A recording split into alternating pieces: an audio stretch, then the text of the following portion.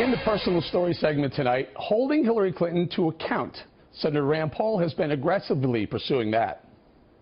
Recently, you launched a campaign to hold Hillary Clinton accountable for her crimes. How are you going to accomplish that? We're all for it. I think an indictment would be a good idea, followed by a prison sentence. Joining us now from Bowling Green, Kentucky, to elaborate, Senator Rand Paul. Okay, Senator, you're maybe the first, maybe the only U.S. Senator who said that she should be locked up. Why do you say that? Well, you know, I'm a big believer in equal protection under the law. You know, whether you're rich or poor, white or black, everybody should be treated the same under the law. I represent a lot of soldiers in Kentucky, Fort Campbell and Fort Knox. Every one of those soldiers knows they can't take classified information and have it on their personal computer, and they know there won't be any exceptions, that they will be prosecuted, they'll be put in the brig, they'll be stripped of their rank, and they'll be booted out of the military. And so I don't think it's fair to hold our soldiers, many of them enlisted men and women, to one standard and then say to Hillary Clinton, oh, well, she can do whatever she wanted. I think anybody else in this situation would have been prosecuted, including General Petraeus, who had a similar situation where classified information was not where it was supposed to be and other people had access to it. They didn't do anything to give him a break. He was prosecuted.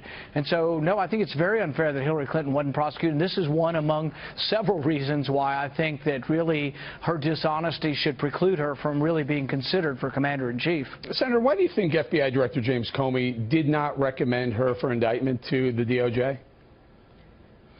You know, interestingly, my own personal theory on this is that I think he wanted to indict her, and I think he feels guilty that he didn't. And I think that's why you got this long, detailed explanation of how dishonest she was. You know, she didn't actually lie to the FBI during the testimony, but she lied to the American people on multiple occasions.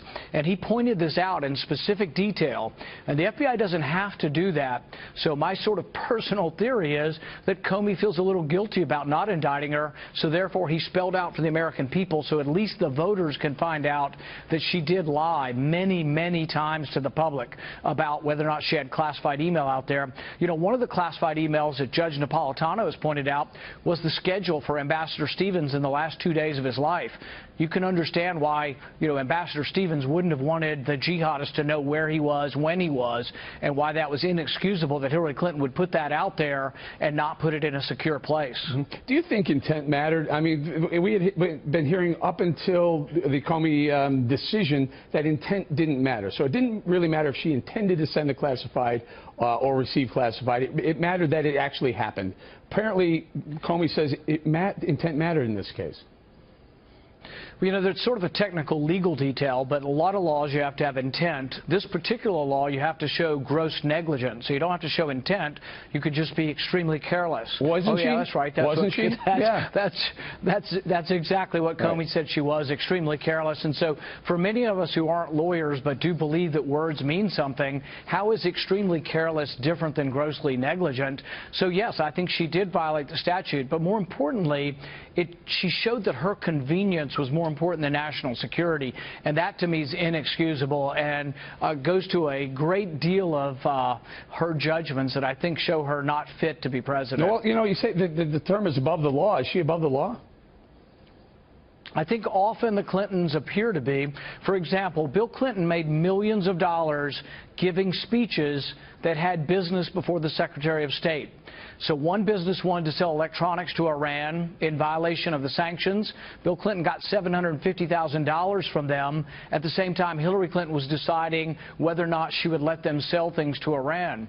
Same way with the uranium company. Bill Clinton got, I think, $750,000 from a bank that was negotiating the purchase of a North American uranium company. Just so happens Hillary Clinton had to vote on that also. So the conflict of interest just goes on, and I think it's indictable. I think she should be in prison for it. But short of that, I think every voter in the country needs to know that the Clintons are in it for themselves. They're in it to make money, and they will make hundreds of millions of dollars if she gets in the White House, because they will sell themselves to the highest bidder. Every voter in America should know that, and they should make a sincere judgment on whether or not you want somebody who's in it for enriching themselves or someone who actually would defend the country. No doubt. Senator, there's some, let's call it this, there's some potential breaking news out there. Julian Assange, who heads WikiLeaks, says there are some emails that pretty much tie Hillary Clinton to knowing about some weapons that may have been going through Libya to some of the ISIS fighters. Let's take a listen to what you asked her back in 2013 Benghazi hearing. It's been in news reports that ships have been leaving from Libya and that they may have weapons. And what I'd like to know is the annex that was close by, were they involved with procuring, buying, selling, obtaining weapons? And were any of these weapons being transferred to other countries, any countries, Turkey included? Well, Senator, you'll have to direct that question to the agency that ran the annex. And I will see what information is available. And you're saying you don't know? I do not know. I don't have any information on that. Now, if WikiLeaks, in fact, does have emails proving that she did know, what does that mean to you? It's a felony to lie to Congress. You can get 5 years in prison. And we can't continue to say that the Clintons are above the law. I do believe that the CIA annex in Benghazi was procuring weapons, some of them to get them away from the jihadists in Libya, but some of it to ferry those weapons through Turkey into Syria. There have been many, many first-hand accounts. New York Times, London Times, Washington Times have all reported upon this. I know for a fact that the current Secretary of State is very aware of what the CIA is doing, and I can't reveal what I've heard from him, but I can tell you that he's aware of what the CIA is doing in Syria, and I find it hard to believe that Hillary Clinton, who all the news reports have said she was the biggest advocate for arming the Islamic rebels in Syria, many of whom turned out to be not only enemies of ours, some of them may have turned out to be ISIS, but some of them also turned out to be enemies of Israel as well. All right, Senator, we're going to have to leave it there, and we will be waiting to see if WikiLeaks does, in fact, have those emails that tie her to knowledge of what you just, the question you just asked her, where she said had no knowledge. Senator Paul, thank you very much.